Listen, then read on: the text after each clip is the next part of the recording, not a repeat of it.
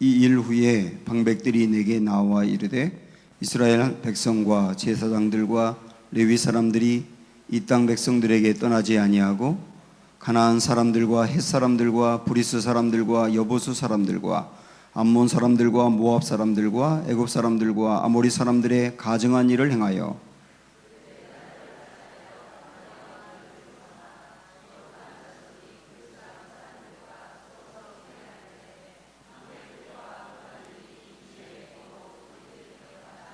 내가 이 일을 듣고 속옷과 겉옷을 찢고 머리털과 수염을 뜯으며 기가 막혀 앉으니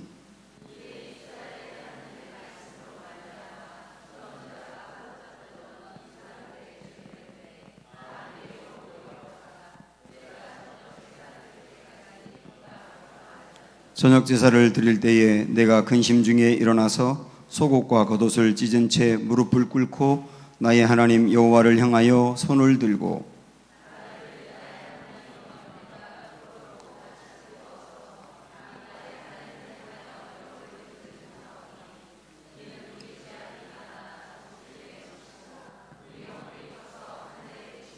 우리 조상들의 때로부터 오늘까지 우리의 죄가 심함에 우리의 죄악으로 말미암아 우리와 우리 왕들과 우리 제사장들을 여러 나라 왕들의 손에 넘기사 칼에 죽으며 사로잡히며 노략을 당하며 얼굴을 부끄럽게 하심이 오늘날과 같으니이다.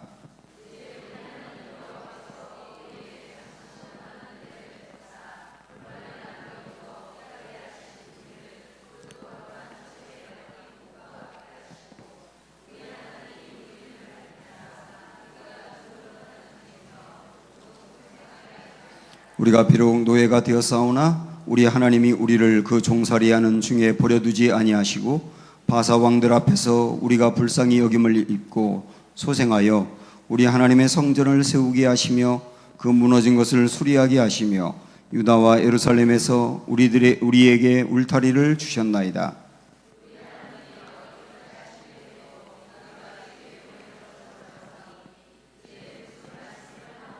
전에 주께서 주의 종 선지자들에게 명령하여 이르시되 너희가 가서 얻으려 하는 땅은 더러운 땅이니 이는 이방 백성들이 더럽고 가증한 일을 행하여 이 끝에서 저 끝까지 그 더러움으로 채웠음이라.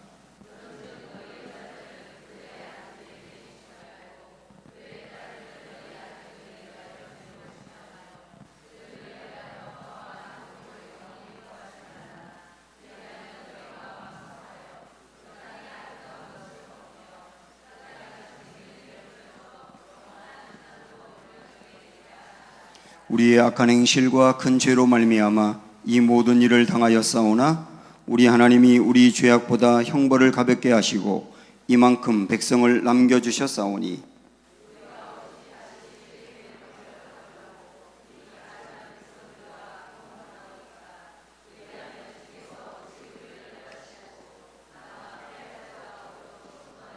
같이 읽습니다. 이스라엘의 하나님 여호와여 주는 의로우시니 우리가 남아 피한 것이 오늘날과 같사옵거늘 도리어 주께 범죄하였사오니 이로 말미암아 주 앞에 한 사람도 감히 서지 못하겠나이다 하니라. 아멘. 에스라가 2차 포로 귀환단을 이끌고 이제 예루살렘에 왔지요. 주로 레위인들을 중심으로 그의 가족들과 포함해서 대략 10,000명 가까이 되는 사람들이 2차 포로로 귀환을 한 겁니다. 바사 지역에서 예루살렘까지 대략 4달이 걸렸거든요. 그 오는 동안 무척 어려움이 있었지만 하나님의 도우심으로 이제 예루살렘까지 왔어요. 에스라는 그 페르시아 지역에서 아주 편안하게 살다가 그냥 그렇게 살아도 아무 문제가 없는데 오직 하나 딱 이거 붙들고 왔습니다.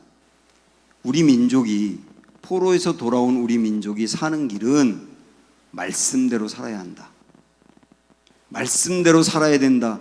말씀대로 살려면 말씀을 가르쳐야 된다. 그래서 말씀으로 나라를 회복시키겠다고 왔어요. 기대를 가지고 온 거죠. 그런데 예루살렘 땅에 와 보니까 깜짝 놀랄 일이 있는 거예요. 그 일이 뭔지 한번 볼까요? 1절 2절 말씀입니다. 시작. 이 일 후에 방백들이 내게 나와 이르되 이스라엘 백성과 제사장들과 레위 사람들이 이 땅 백성들에게서 떠나지 아니하고 가나안 사람들과 헷 사람들과 브리스 사람들과 여부스 사람들과 암몬 사람들과 모압 사람들과 애굽 사람들과 아모리 사람들의 가증한 일을 행하여 그들의 딸을 맞이하여 아내와 며느리로 삼아 거룩한 자손이 그 지방 사람들과 서로 섞이게 하는데 방백들과 고관들이 이 죄에 더욱 으뜸이 되었다 하는지라. 이 일이 벌어진 겁니다. 지금 그 예루살렘에 있는, 어쩌면 원래 그 지역에 살았던 사람들도 있겠고요, 그리고 1차 포로로 돌아온 사람들 중에서도 그들이 이방 여인들과 함께 섞여 살고 있더라는 거예요. 그걸 보고 깜짝 놀란 겁니다. 왜냐하면 이스라엘 이 사람들이 포로가 되고 무너진 이유가 뒤에 13절에도 그런 게 나옵니다만, 12절에도 나옵니다만은 왜 우리 민족이 망했다고 이야기하느냐면 이방과 섞였기 때문이라고 하거든요. 이방과 섞여서 이방의 우상숭배를 이스라엘이 범하고 있고 이방의 악한 문화에 섞여버렸기 때문에 이 민족이 바벨론의 포로가 되었는데, 아니 포로에서 돌아와서 사는 모습을 보니까 이전에 그 모습하고 똑같은 거예요. 그걸 보고 이 에스라가 너무 깜짝 놀라게 된 겁니다. 근데 그 일에 앞장선 사람들이 누구냐면, 그렇게 하면 안 된다고 가르쳐야 될 제사장, 레위인, 그리고 고관들과 방백들, 이 사람들이 앞장서서 그 일을 행하고 있더라는 거예요.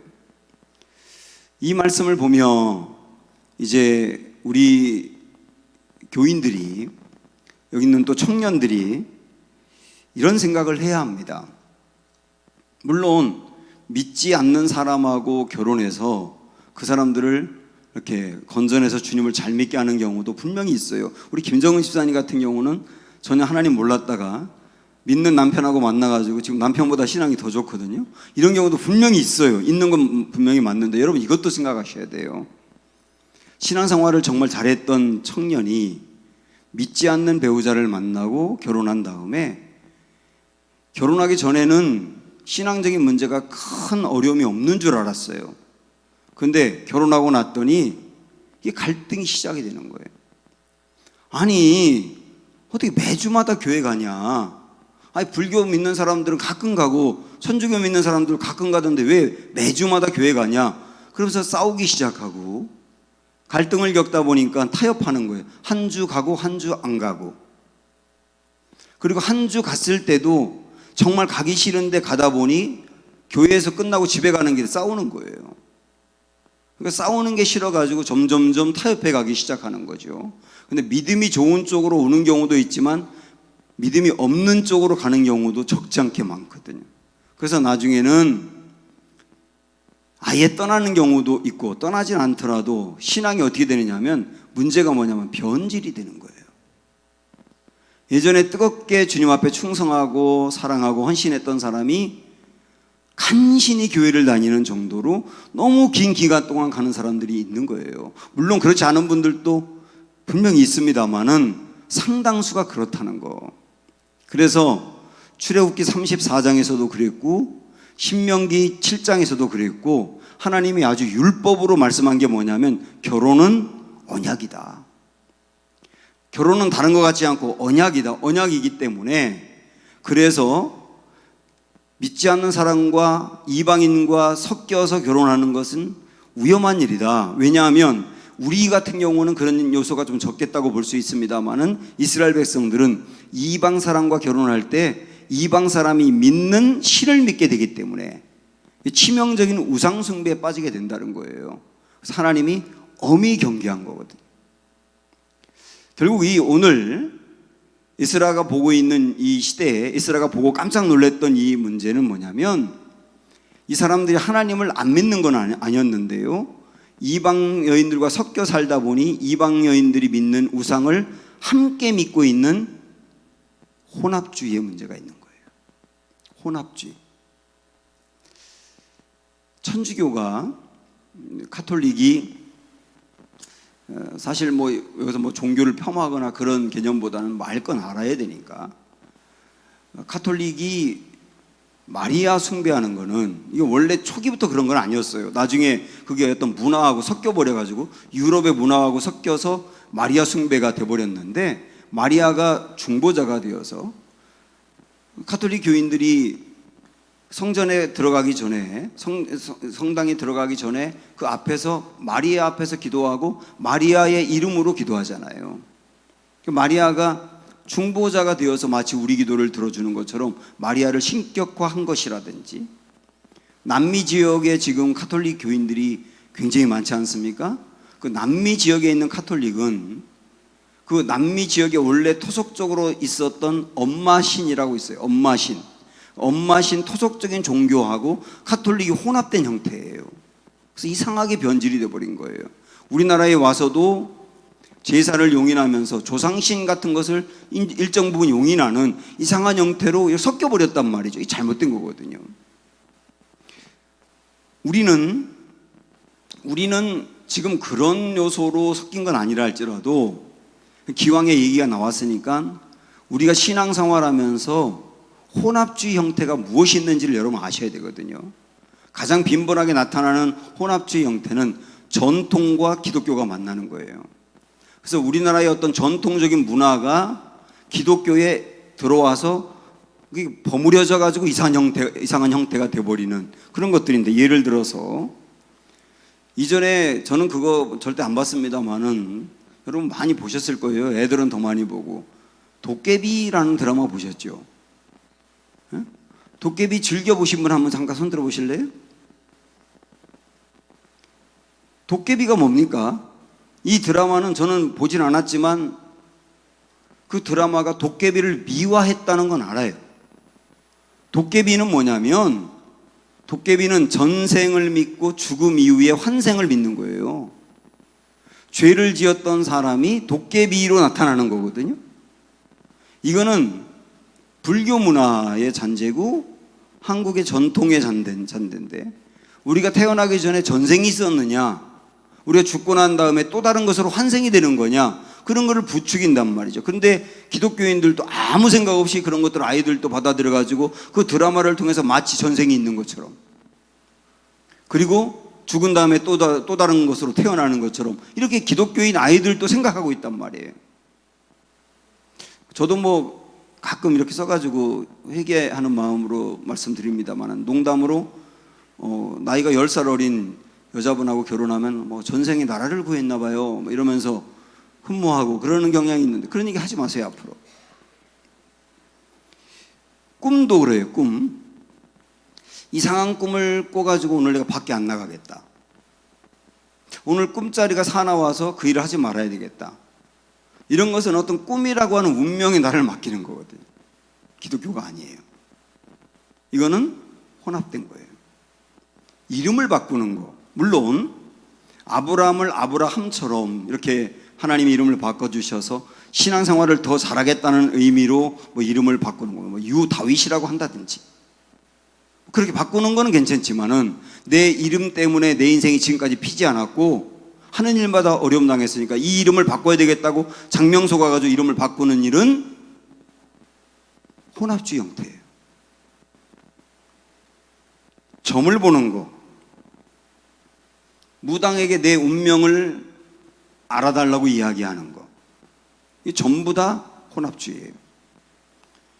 교인들이 교회에서 기도하면서 100일 동안 치성을 드리면 원하는 것을 이루어줄 거다라고 해서 100일 동안 뭐 작정해가지고 기도하면 하나님 그걸 반드시 들어준다라고 하는 것도, 이것도 혼합주의 형태가 기독교에 남아있는 것들이에요.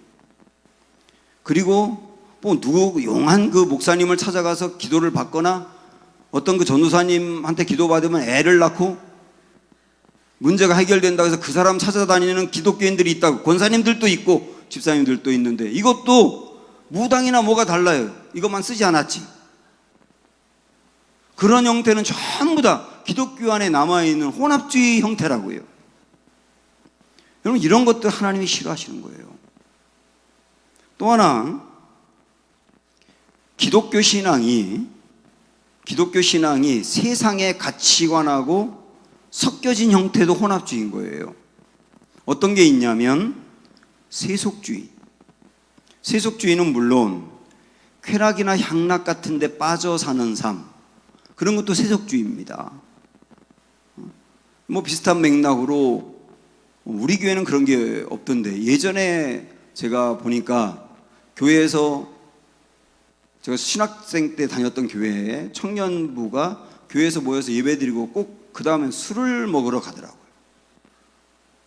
제가 이전에 전도사로 있던 교회는 남성교회가 새로운 사람이, 새신자가 오면 새신자 환영회 한다 그러고 꼭 화투를 치고 술을 먹어요. 물론 술은 아직까지 내가 그걸 끊지 못했다. 그럼 여러분 노력하셔야 될 부분인데, 개인적으로는 그렇다고 보지만 교회 모임에서 술을 마시러 가는 건 절대 잘못된 거예요. 또 하나, 세속주의가 어떤 부분들이 있냐면 세상의 가치관과 예수님을 믿는 나의 가치관이 다를 바 없는 게 세속주의입니다. 그러니까 세상의 가치관은 세상에서 중요하고 성공했다고 여기고 가장 귀하다고 여기는 것들, 물질을 많이 쌓아놓는 게 성공이고 그런 사람은 뭐 존귀한 사람이라고 여긴다든지, 그런 부분들이 교회 안에도 똑같이 들어와서 그 사람이 생각하는 거와 교인인 내가 생각하는 거하고 성공에 대한 관점에 차이가 없어요. 가치관에 별 차이가 없다고요. 다만 그 사람들은 자기들이 스스로 노력한 거고 우리는 기도해서 얻으려고 하는 것일 뿐, 그 차이가 있을 뿐, 차이가 없다 그러면 우리는 세속주의에 빠져 있는 거죠. 커야 되고 화려해야 되고 그래야만 성공했다. 교회도 꼭 큰 교회가 성공한 교회다 라고 보는 관점, 큰 교회 목사님은 성공한 목사님, 작은 교회 목사님은 목회 실패한 목사님이라고 보는 구도도 성경적인 게 아니에요. 세속적인 거죠. 이런 세속주의에 빠져 있고요. 상당히 많은 경우 기복주의, 기독교 인본주의. 그래서 교회를 다니지만 하나님이 인생의 주인이고 주도권이고 나의 운명을 책임지고 하는 것들을 이야기하면서도 실질적으로는 하늘은 뭐 돕는 자를 돕는다 해서 내 노력하는 것만큼 얻는다, 나의 힘으로 뭐든지 할 수 있다, 그것을 강조하고 주장한다면 어떤 일이 이루어지는데 하나님은 제쳐두고 나의 노력으로 가능하다고 나간다면 이게 인본주의가 되는 거거든요. 이런 굉장히 많은 형태들이 기독교 신앙과 섞여 있는 거예요. 전 이것도 혼합주의다. 우리는 혼합주의 그러면, 우리나라는 그런 게 없습니다만은 몽골 같은 데 제가 가보니까 예수님을 믿는 집에 신방을 간 적이 있는데, 가보니까 칭기스칸 머리통 이만한 걸 거기 갖다 놓고 거기다 기도한 다음에 예수님께 그 다음 기도하더라고. 이게 뭔가 물어봤더니 둘 다 믿는데요. 이런 형태의 혼합주의만 우리는 혼합주의라고 생각하는데, 우리가 범할 수 있는 혼합주의는 이렇게 넓은 영역이다 라고 하는 것을 같이 보셔야 된다. 그래서 우리의 신앙이 순결하고 깨끗해야 되는데, 이런 혼합주의 형태가 들어와 있는 것들을 우리가 오늘 볼 수 있어야 된다는 거예요, 우선은. 자, 그러면 이런 혼합주의가 우리에게 있다고 한다면 이 혼합주의를 어떻게 해결할까? 오늘 말씀에서 에스라는 어떻게 해결해 가고 있는가? 한번 그걸 보실까요? 제가 두 가지 말씀을 드리고 싶어요. 하나는 우리 안에 있는 잘못된 신앙, 여기는 혼합주의입니다만 혼합주의를 포함하여 우리 안에 있는 잘못된 신앙을 해결하는 데 있어서는 전인적인 부분의 접근이 필요해요. 그게 무슨 말이냐면 지정의가 다 필요하다고요. 지정의는 뭐냐? 일단 지적으로 그게 잘못됐다는 걸 아셔야 되는 거예요. 그 다음에 아는 것뿐만 아니라 정적으로 그거에 대해서 부끄러움을 느낀다든지 그거에 대해서 아파한다든지 그런 느낌이 있어야 된다고요. 그 다음엔 그걸 고치는 노력이 필요한 거죠. 이런 세 가지를 다 오늘 에스라가 하고 있는 모습을 봅니다. 우선 3절을 보십시오. 한번. 자, 섞여서 아내를 맞이해가지고 사는 모습을 보고 깜짝 놀래고 3절 보면 뭐라고 하느냐면 내가 이 일을 듣고 속옷과 겉옷을 찢고 머리털과 수염을 뜯으며 기가 막혀 앉으니. 전에도 제가 말씀드렸지만 에스라와 느헤미야는 상당히 이제 배경이 비슷한데, 에스라는 주로 자기의 머리를 뜯습니다. 슬픈 일이 있으면 자기 머리를 뜯어요. 근데 느헤미야는 그 사람 머리를 뜯어요. 느헤미야가 훨씬 과격한데, 여기 보면 에스라가 이 기가 막힌 현상을 보면서 자기 머리를 뜯고 겉옷도 찢고 속옷도 찢고, 이게 어떤 분노의 표시인 거예요. 안타까움과 분노의 표시를 하면서, 그 다음에 중요한 말씀이 뭐냐면 3절 끝에 뭐라고 나와 있냐면 기가 막혀 앉으니예요. 기가 막혀 앉으니. 4절도 보면 끝에 보면 기가 막혀 앉았더니, 이거 또 똑같이 나오는데, 우선 지금 이방 여인들과 섞여서 살고 있는 이 모습이 기가 막힌 일이라고 하는 접근이 필요한 거예요. 야, 이거 정말 기가 막힌 일이야. 이거는 기가 막힐 정도로 잘못된 일이야 라고 하는 게 뭐냐면 지적으로 죄라고 인정을 하는 거죠. 사랑하는 여러분, 분명히 성경 안에서 죄라고 하는 것들, 우리 삶의 혼합주의의 모습들 뿐만 아니라 하나님이 기뻐하지 않는 모습들이 우리 안에 있다면, 그걸 보면서 내 안에 그게 있다면, 야, 예수 믿는 내가, 예수님을 이토록 오랫동안 믿었던 내 안에 그런 모습이 있다니 하고 기가 막혀 한다면 여러분 여전히 살아있는 거예요. 그런데 그런 모습, 하나님이 미워하는 모습이 내 안에 있는데도 이게 뭐가 문제야, 요즘 이거 안 하는 사람이 어디 있어, 성경을 이렇게 고지고대로 믿기는 너무 문화적인 차이가 있잖아, 이건 2000년 전의 문화고 지금은 세상이 많이 달라졌더나, 이렇게 생각하면서 하나님이 미워하고 성경이 원치 않는 일을 행하면서 그거를 기가 막히게 하지 않는다면 여러분 신앙 병들은 거예요. 나는 그렇지 않다 하더라도 내 주변에 있는 사람들이나 우리 교회나 한국교회의 모습에 이런 일들이 있다, 이런 면들이 있다고 할 때 그거를 기가 막혀 한다면 우리는 지금 신앙이 살아있는 거라고요. 그런데 하나님 볼 때 정말 이건 형편없는 모습인데 기가 막혀 하지 않는다면 우리 병들었다고요. 제가 미국에서 우리 친구와 한 4일 동안, 그 친구가 계속 저를 이곳저곳 안내를 해주면서 차 안에서 이야기를 했는데, 요즘 미국 교회의 중요한 이슈는 동성애랍니다. 동성애를 놓고 동성애를 용인하는 교회와 동성애를 반대하는 교회로 지금 갈라지고 있는 분위기래요. 교단이 막 나눠지고 있대요. 제가 그 코리안 타운 쪽에 기거를 했었는데 어떤 집 앞에 이렇게 줄이 있는데 거기 신발이 올라와 있더라고요. 제 친구가 저게 뭔지 알아? 저 집 앞에 왜 신발이 걸려 있는지 알아? 그 신발이 걸려 있는 집이 나는 동성애자다라는 뜻이래요.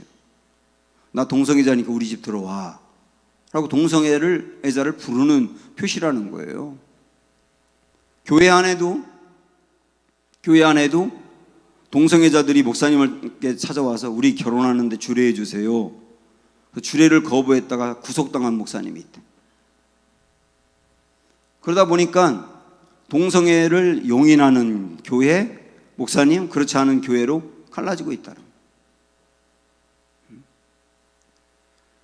한국 교회에도 이제 이런 일들이 분명히 닥치게 될 거거든요.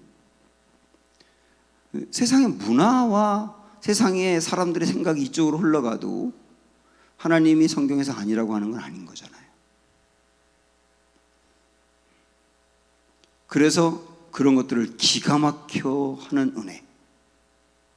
사랑하는 여러분, 하나님이 기뻐하지 않는 것을 우리가 바라보면서 내 안에 그런 것들이 있다면 주여 그걸 보며 기가 막혀하게 해 주시옵소서. 여러분, 그 은혜가 있기를 축복합니다.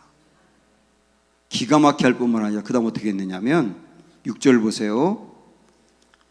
말하기를 나의 하나님이여 내가 부끄럽고 낯이 뜨거워서 감히 나의 하나님을 향하여 얼굴을 들지 못하오니, 그러지 않습니까? 그러니까 지금 이러고 있는 모습이 너무 부끄러운 거예요. 낯이 뜨거운 거예요. 이게 감정적인 어떤 접근이거든요. 죄악들에 대하여 하나님이 기뻐하지 않는 것들에 대해서 부끄러움이 있어야 된다고요. 역시 똑같이 내 안에 하나님이 기뻐하지 않는 모습이 있을 때, 내가 그 죄를 범하면 안 되는데 그 죄에 또 넘어진 나를 보면서 부끄러워한다면, 내 스스로 정말 부끄러워한다면 우리는 아직 살아있는 것. 그런데 그 죄에 대해서 넘어지면서도 부끄러운 마음이 나에게서 사라졌다면 지금 병든 거예요.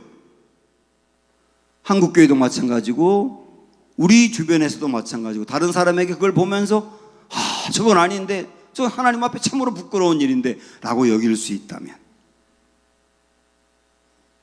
이게 감정적인 부분이다 이거죠.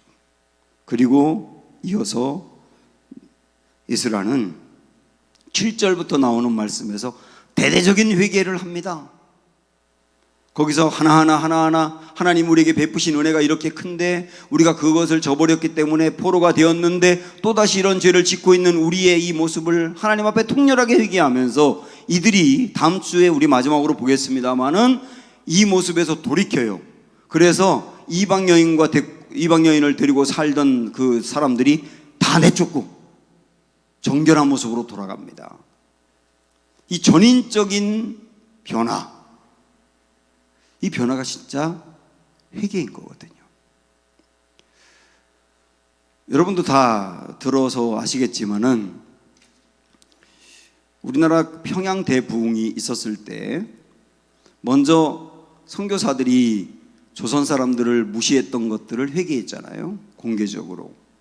그리고 나자 길선주 목사님이 앞으로 나가가지고 뭐라고 회개를 했느냐면, 나는 아간 같은 자입니다, 그렇게 말하면서 하나님이 나 때문에 우리 교회에 축복을 하실 수 없습니다. 왜 그렇다고 얘기하느냐면, 내 친구가 있는데 그 친구가 죽으면서 나에게, 내 아내는 그를 모르니까 자네가 내 재산을 잘 정산해서 내 아내에게 가도록 해주게 하고 부탁하고 죽었다는 거예요. 그런데 길선주 목사님이 그 중에서 일부를 착복했다는 겁니다. 그런데 그 일을 교인들 앞에서 공개적으로 얘기하면서, 제가 도둑놈입니다, 제가 강도입니다, 제가 아간입니다, 저 때문에 하나님의 복이 우리 교회에 임하지 않은 겁니다 라고 거기서 울면서 회개를 했어요. 목사님의 그 회개가 끝나고 나자 여기서 한 사람이 일어나가지고, 저는 저 목사님보다 더 많이 착복했습니다. 저쪽에서 멀쩡하게 생긴 한 남자가 일어나서, 저는 마누라가 셋이나 있습니다. 여기저기서 회개하면서 그 운동이 벌어지면서 그 놀라운 세계 교회사에서 거의 유례를 찾아보기 어려울 정도의 대부흥이 일어난 거예요.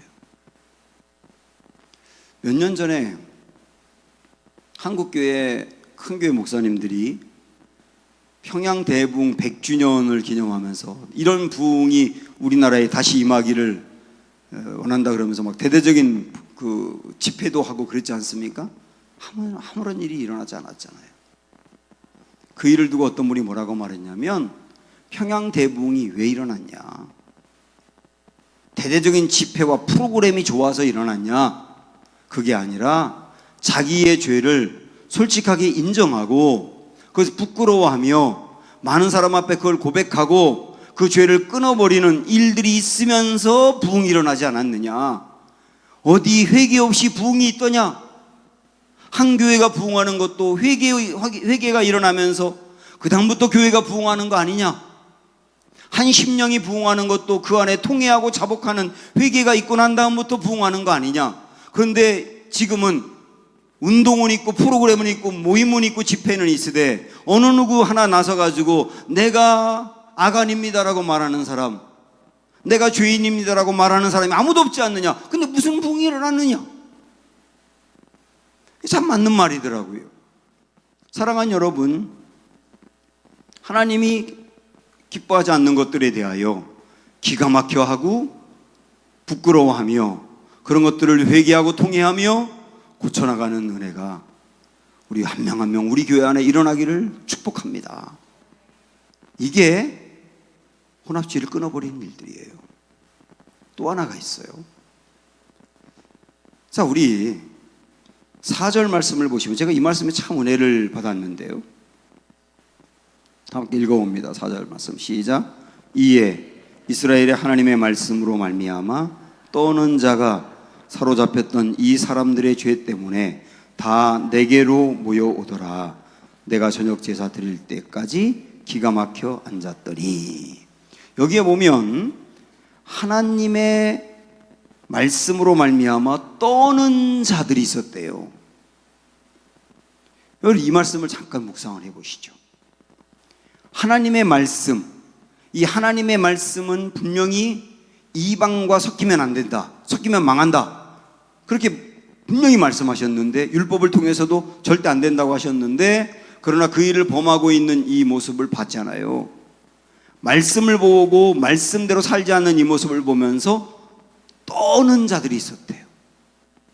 이야, 이거 하나님 말씀과 다르게 살고 있구나, 이건 하나님의 말씀이 아닌데 라고 생각해서 떠는 자들, 그런 사람들 일부가 에스라에게 몰려왔다는 겁니다. 그러면서 에스라에게, 에스라 선생님, 이건 아니지 않습니까? 한번 생각을 해보세요. 말씀엔 이건 아니라고 했는데, 어떻게 말씀은 이렇게 아니라고 했는데 제사장들부터 범하는 겁니까? 정말 말씀이 너무 두렵고 떨리지 않습니까? 라고 말하는 일부의 사람들이 있었다. 에스라가 이 일부의 사람들이 에스라에게 몰려오면서 그 다음부터 회개 운동을 일으켜 나가거든요.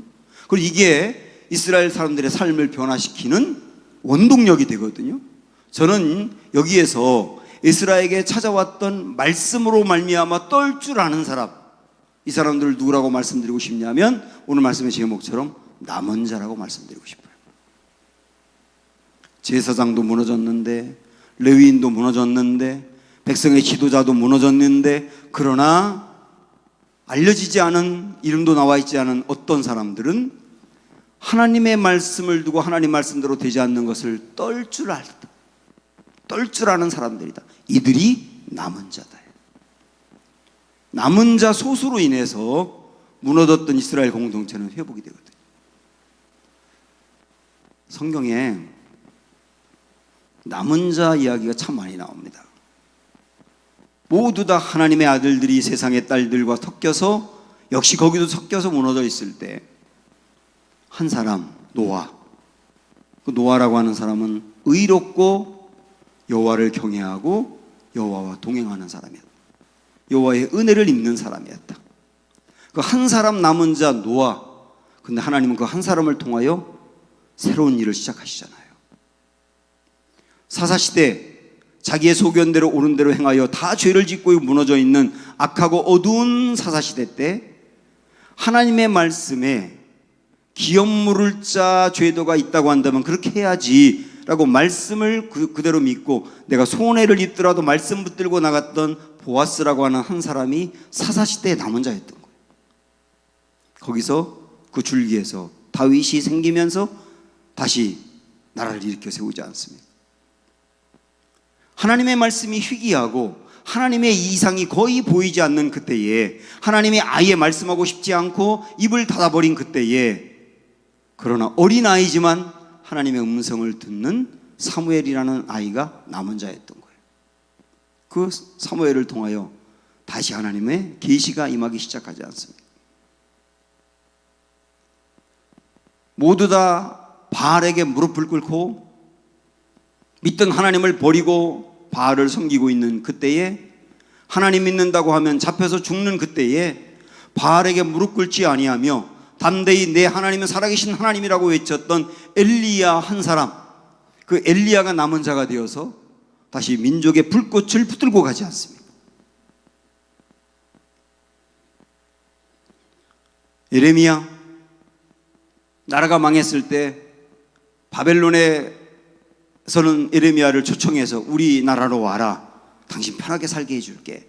그럴 때 남아있는 비천하고 배운 것도 없고 가진 것도 없고 그런 참 불쌍한 사람들과 함께 살면서 그들의 아픔을 함께 느끼며 그들에게도 소망의 메시지를 전하며 남아있던 예레미야, 그 사람들 통하여 나라의 그 불꽃이 꺼지지 않고 가는 거였잖아요. 우리 한번 이사야 6장 말씀을 보겠습니다. 한번 찾아보세요. 구약성경 975쪽 이사야 6장 13절.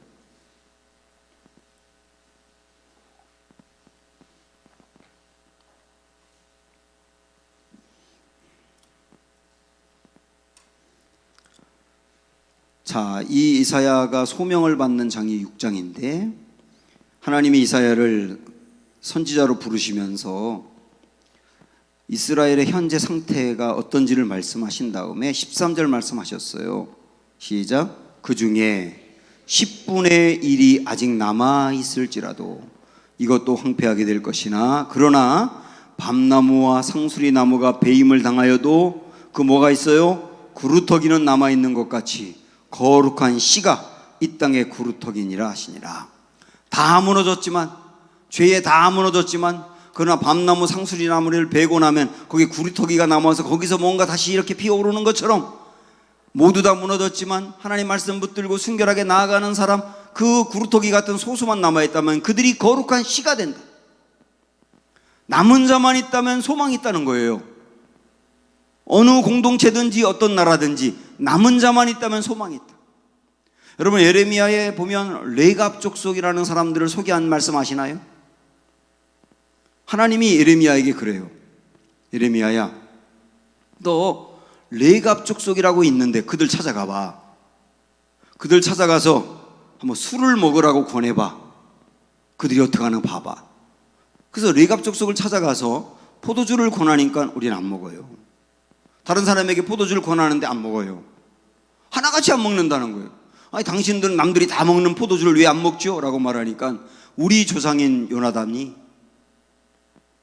우리에게 명령하기를 이스라엘 전통 그대로 살고 집도 짓지 말고 그런 거에 소망 두지 말고 허술하게 살아도 괜찮으니까 말씀 붙들고 살고 포도주 같은 거 절대 입에 대지 말고 하나님 말씀 붙들고 살아라.